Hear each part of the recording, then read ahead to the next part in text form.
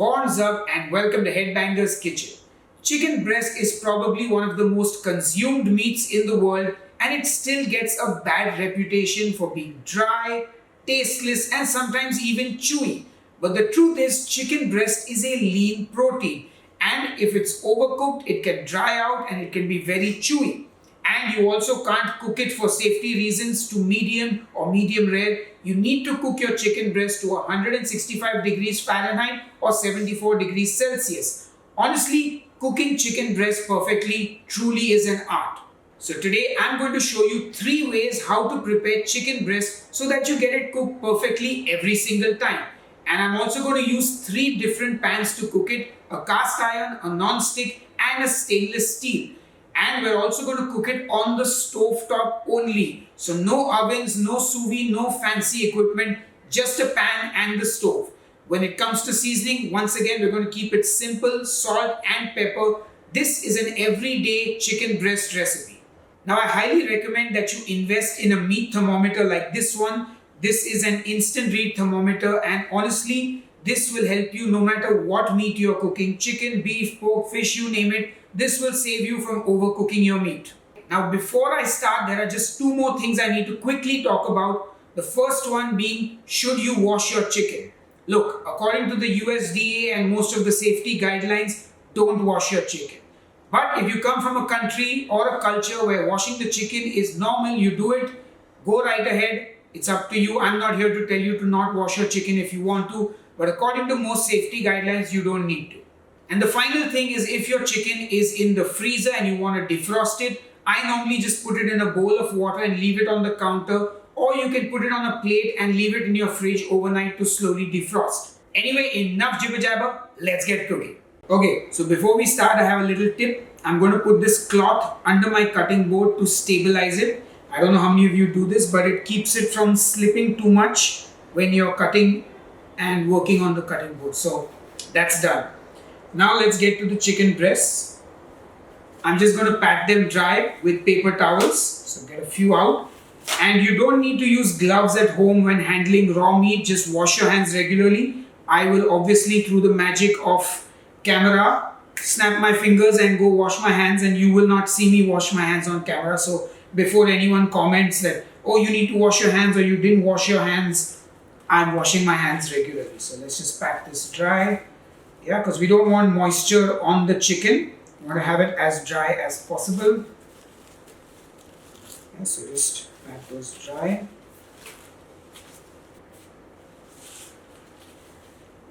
And I'm going to cook up 3 chicken breasts now. There we go.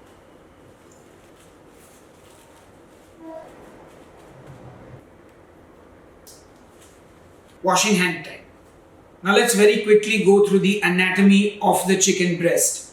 Here I have 2 breasts which have no chicken tender attached to it. And there's a third one here where the chicken tender, which you can see here is this little flap, is attached. Now the chicken tender cooks very quickly and it's best to remove it from the breast. So if your chicken breast comes with the tender attached, please slice it off. So you just take your knife and slice along the line, and there you have your chicken tender separately. Now what you got to realize is the chicken breast has a thin part here and a thicker part here. And no matter what you do, it's always going to cook a bit unevenly. However, if you cook the thick part to perfection, the thinner part, even though slightly overcooked, will not be dry. And I'm going to show you how to do that. So now I'm going to prepare each of these differently. This one stays as it is and we're going to cook it whole. So if you're lazy and you don't want to do any prep work, I'll show you how to cook that. The second chicken breast, I'm going to butterfly, which is basically slicing down the middle at the fat part and just separating it so that we can butterfly it and make it even. See? So you just slice down like that and you can press it down. And now you've got like an even chicken breast. You can massage it down a little bit, even it out. There we go. So now you have a perfectly flat chicken breast. So it's going to cook evenly across the entire piece of meat. So we're going to set that on the side as well. And for the third and final piece, I'm going to beat the living hell out of it. So I'm going to take some cling film and I'm going to put it on the chicken and then beat it. Just like Michael Jackson. Now a good rolling pin should do the job if you don't have a meat mallet. You can also use a heavy bottom cast iron pan to just whack it. But I find this has more control, and you want to beat out the fat part of the breast, not necessarily the thin part. There you go. The breast has been beaten, and now as you can see, it's a fairly even piece of chicken. So now we have 2 even pieces of chicken. We've got one breast that we've left as is, and we've got the chicken tender. Now to season it, I'm just going to use salt and pepper, which I have mixed and put in this shaker. It's 1 part of pepper to 2 parts of salt. So I'm going to be generous and season it on both sides. And once again, you can use any kind of spice mix or barbecue rub that you have. Honestly, it really doesn't matter. Any seasoning will do. So I'm just sticking with salt and pepper because I just feel like I want to keep it really simple. And then you can use these chicken breasts in your soups, in your salads. You can use them for sandwiches. The world is your oyster, really. You can make a nice gravy to go with it. You can even shred it and put it in fried rice or whatever you like. I mean, let me know in the comments what kind of dishes would you use this chicken in. Maybe we can all share some good recipe ideas and help each other out. So yeah, there we go. A good generous seasoning of salt and pepper on both sides. And almost done. There we go. That's it. Our chicken is now seasoned and ready. One other handy tip I can give you is you can do this and leave it overnight in the fridge, and that will be something called dry brining, which is a great way to sort of get the flavor and the seasoning right through to the center of the meat. It also dries out the exterior, so you get like a crazy crust on the chicken then. And of course, if you're using chicken with skin, then it sort of helps to make the skin crispier. Anyway, now with the magic of television, well, YouTube actually, I will snap my fingers and we will appear with a stove in front of me. Alright guys, we're going to start cooking now, and I'm going to ask my editor to put a timer somewhere, and we're going to try and cook all 3 chicken breasts in real time so you can see how long it actually takes. So I've got this portable stove which I'm going to turn on. Okay, now I'm going to start with the non-stick pan. And one thing I want to say is that this stove doesn't go really low in the power of the flame, though that's a great song name, Power of the Flame, like a death metal song. So it is going to be on a slightly medium high heat, which I'm checking now. You would normally cook it a little lower if you're using the full chicken breast, but essentially we want to reach the correct internal temperature. That is the ultimate goal. With the chicken breasts that have been flattened and butterflied, you don't need the thermometer because it's literally in seconds. So let's get started. Now I'm just going to use a little bit of oil in this pan. Just any regular oil will do, and once again you can choose your cooking fats as per your dietary preferences. You can use avocado oil, olive oil, ghee, butter, whatever you like. Butter I don't recommend because it has milk solids which will tend to brown and then maybe burn. Now you can see the oil is moving quite fast, and you can also use less oil than I am if you want to keep the calories lower. Pan spray works just as well. Now this is already hot. So I'm going to do the chicken breast that we smashed with the, and you can hear the sizzle already. And please ignore any other sounds in the house because I am shooting this in the middle of the day. Construction work, trains, all sorts of sounds are around, and you can hear the sizzle. And literally, I mean, it's a minute and a half on each side maybe. And I'm just going by intuition here, but you can see in real time, you will see the flesh of the chicken turning white already, and it's already getting caramelized.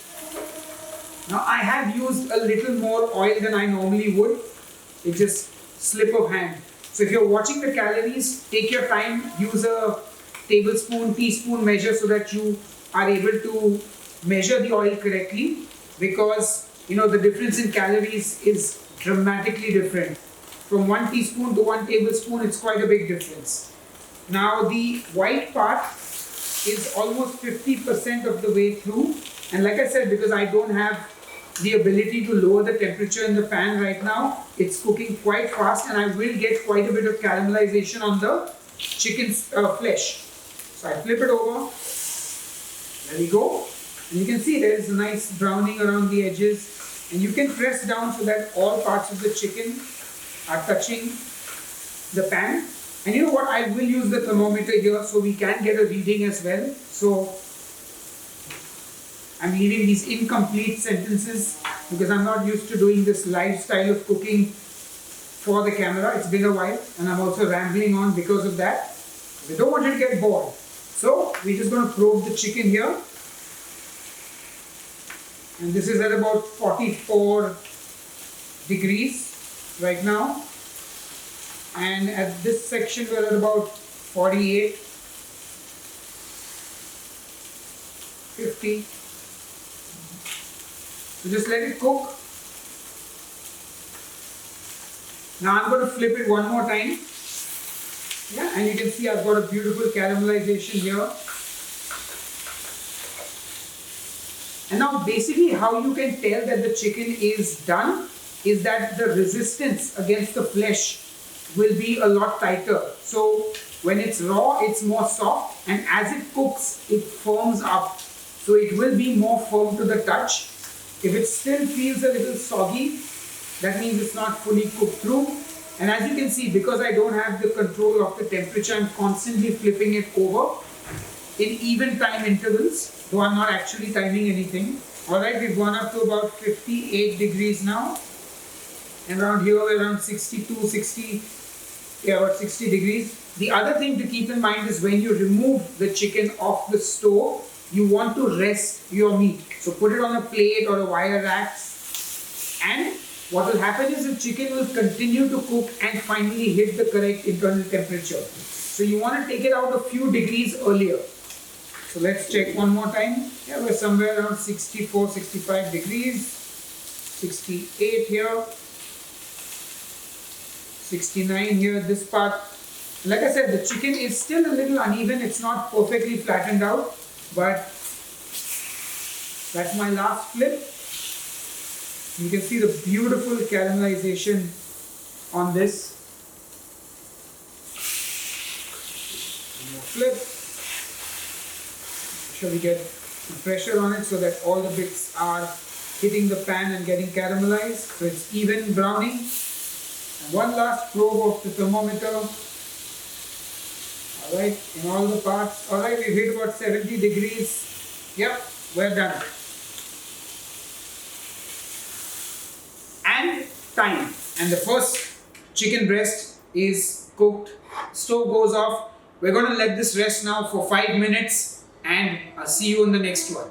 Alright, let's cook chicken breast number 2. Now for this one, I'm using the cast iron skillet. It's getting nice and hot now. And once again, we're going to be in real time and cook this chicken breast. I will cook the butterfly chicken breast in this pan. And I will use some ghee for this. And this time I will actually measure it out. So I will get my measuring spoon. So we're going to use 1 teaspoon of ghee, which also I think might be a bit much. It's 5 ml. I think that's 40 calories if I'm not mistaken. So that's why if you're watching your calories, you really got to measure out and weigh out the cooking fats that you're using. So if you're really trying to save the calories, the pan spray will do the job. So the pan is now hot. I'm going to ask my editor to start the timer, please, and let's get cooking. There. In goes the butterfly chicken breast and a little tiny piece of chicken that was lying along with it. And now we just let this cook. And again, this has been butterflied, so it is even, and we're going to have a nice even cook on the chicken breast.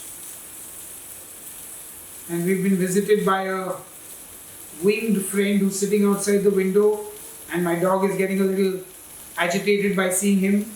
But hey, we just got to carry on with the show because we're not editing this part out. Also very important to season your cast iron pan so nothing sticks. I hope I have done that, and I hope nothing is it might have stuck.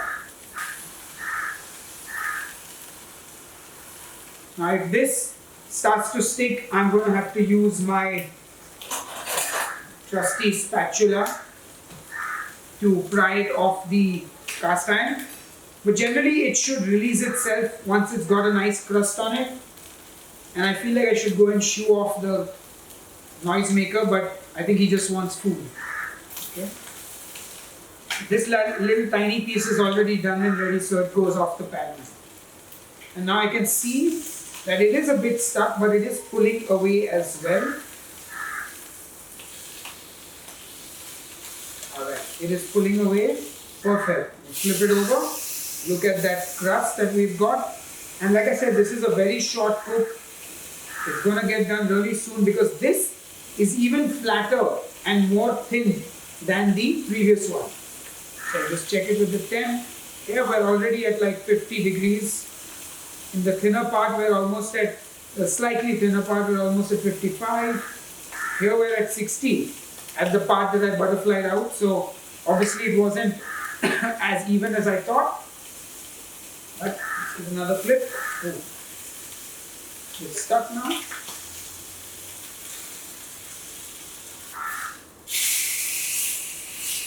Managed to get it off.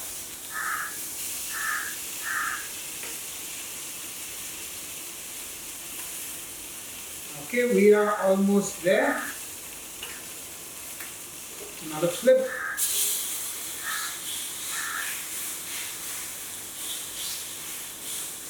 And this is really firm. You can touch it, you will feel the firmness, though it is hot, so maybe it's not recommended. And I feel that this is done.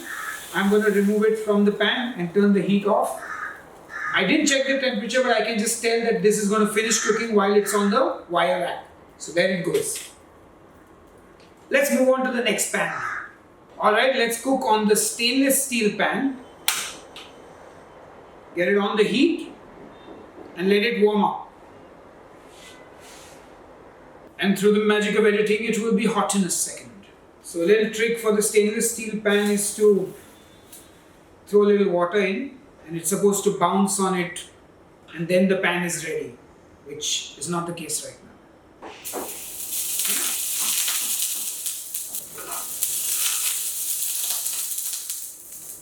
And for this I'm going to use some avocado oil. Again 5 ml, which I think is sufficient. And as you can see, this pan gets really hot and it's smoking. And that's the thing, avocado oil has a high smoke point, so it's perfect for this pan and for smoking, because again, I'm just using this to bring the temperature of the pan down a little bit. And let's get in with the chicken now. Alright, will you start the timer please? And I'll also cook the chicken tender. And I'm 100% sure both are going to stick to the pan. I don't know why, I just have this feeling. But just leave it, let it get seared. And once again, it's always fine to use a non-stick pan. You know, there's nothing wrong with non-stick pans. You obviously don't want to heat them too much, but they are completely safe to use. And yeah, now we just wait. And you can see the tender obviously cooks much faster, and it is coming off the pan, which is great news. So the tender is flipped already. Now I don't know which part of the world you guys live in, so let me know in the comments below. But I know in a couple of countries you can buy a packet full of just chicken tenders. In India, if you go to a butcher or a chicken shop, you can get them separately. Otherwise, in supermarkets, I haven't seen them. And please excuse the coughing because there's no ventilation here. Alright, I'm going to flip this chicken tender once more. Okay, the temperature is reasonable now. It's not cooking as hot as earlier.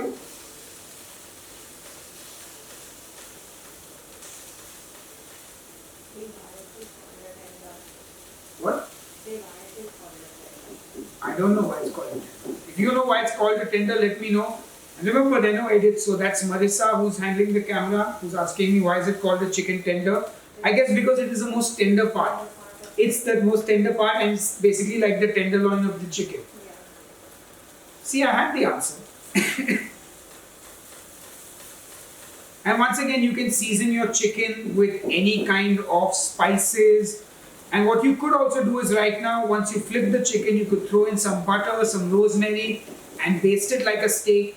But for me, that's too many calories, so I prefer to have a more simple chicken breast, which is juicy, and then I can use it in a sandwich. And I can use like a low-fat mayo, some coleslaw. I can make some coleslaw. I can use some kimchi, all low-calorie sort of condiments that can go in the sandwich. And I think the chicken tender is almost done. I'm going to flip the breast now.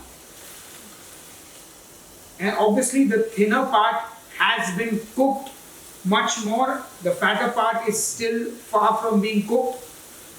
Of course, if you have an oven, you can always put a probe thermometer in the thickest part of the breast and after searing it, pop it in the oven.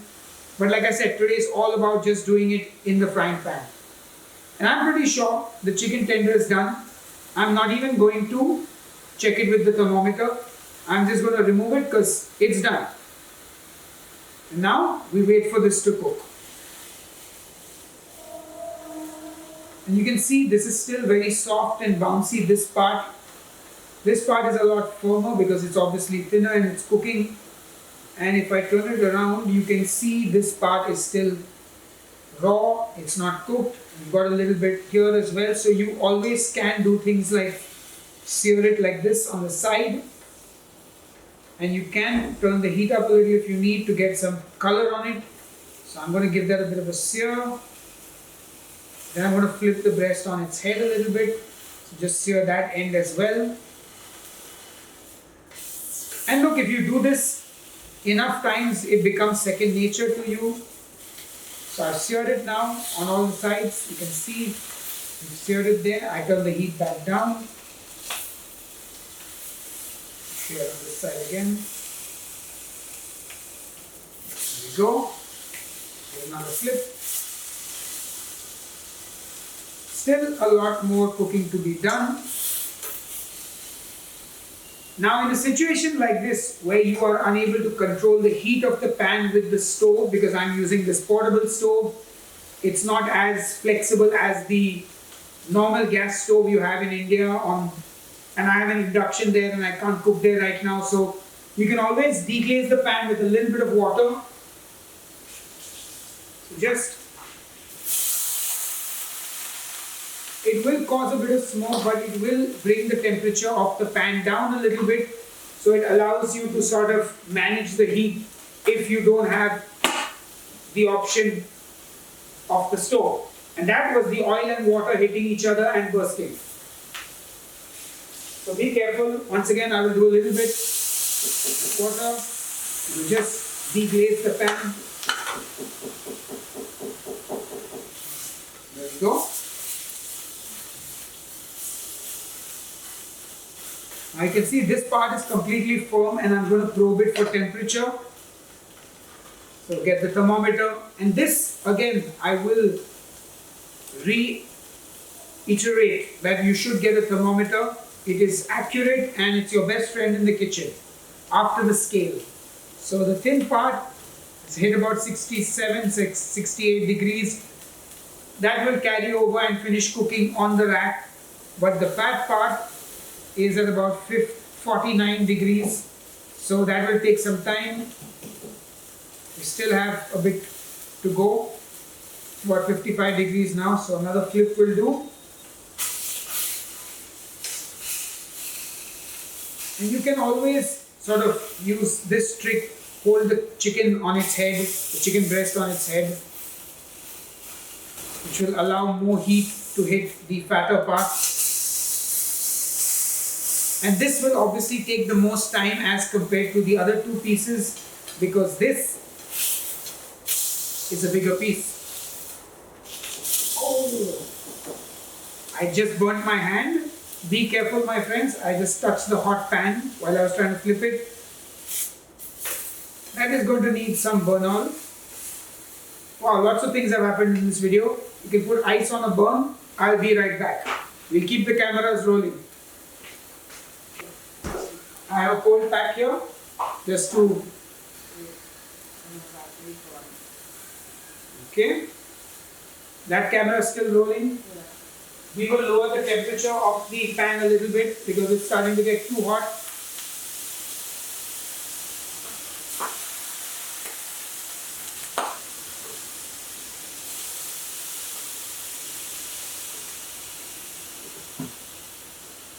This is the first time I'm trying to do this kind of a video where everything is in real time, and this should definitely make for some interesting content.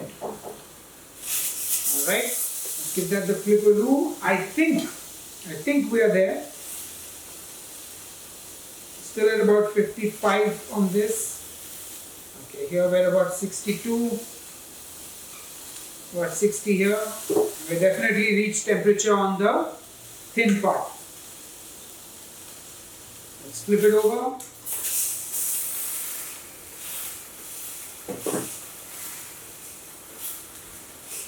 What you can do also is you can sort of, again, like I said, use this trick, sear it on the side a little bit so you can really get the temperature up in those parts and slow down the cooking process here then.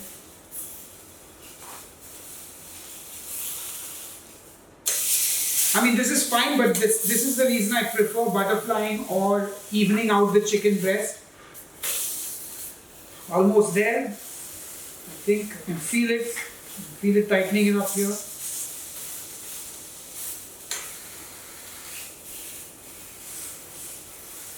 And hopefully we have the second camera back in action now. We'll do one last probe. 59, 670. Alright, I think we've reached the temp we need and it will finish cooking while it rests. I'll turn the heat off now. Give it a few seconds more here on the thicker side and let's get it off. And now we finished cooking our chicken breast. Let's get into cutting and tasting it. Alright folks, it's the moment of truth. Time to cut in and taste these chicken breasts. I've had 2 injuries while cooking. I burnt my finger and I also stubbed my toe and it was bleeding, but hey, here we are, 3 chicken breasts. Let's check them out. Now the first one has obviously been resting for a lot longer, and even the second one, and we'll go in order basically. So here's our chicken breast. Let's cut into it.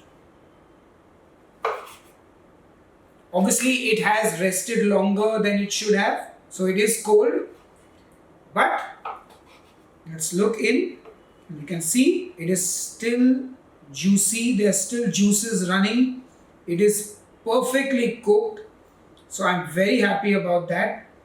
Like, it is juicy and it is not dry. And yeah, let's quickly taste this.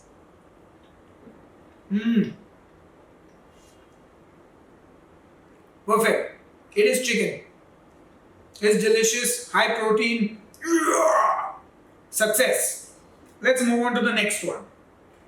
This is the butterflied chicken breast. Once again we cut and it is cooked nicely. Yeah, you can see it's perfectly cooked. It is not dried out. Let's just taste it.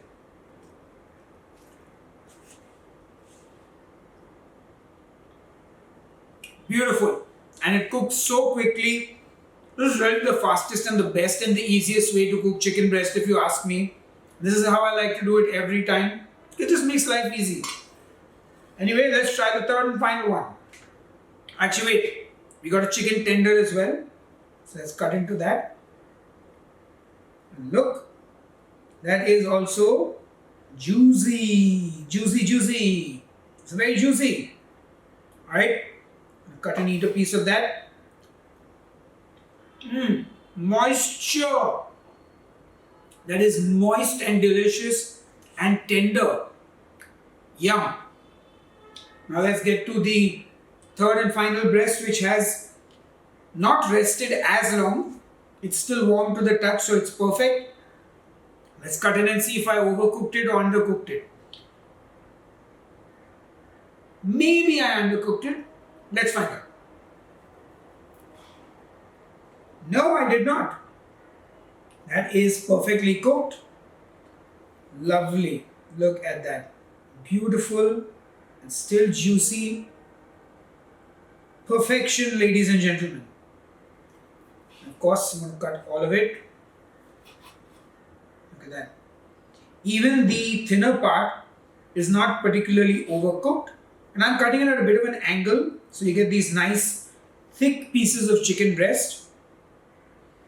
And so obviously look, it is still juicy here. At the end, look at that. It's still juicy. Even here at the very end, it's not become dry and not tasty. Look at this. Look at the moisture here. I generally don't like squeezing meat like this for the camera, but how else do I show you how juicy it is? Because I can't pass a piece to you through the camera. But ladies and gentlemen, that's it. That's our episode. Chicken breast cooked 3 different ways. Let me know if you enjoyed this video, if you like this style of video. If this video was helpful for you, share it with a friend who needs to learn how to cook chicken breast. And that's pretty much it from me for this episode of Headbanger's Kitchen. I'll see you on the next one. Until then, cheers and keep cooking. It's so juicy that I just want to say thank you to everyone who supports me on Patreon and on the YouTube channel memberships. You are all awesome. And I powered through the pain of this burnt finger and smashed toe, and I'll be back with a new video soon. Take care.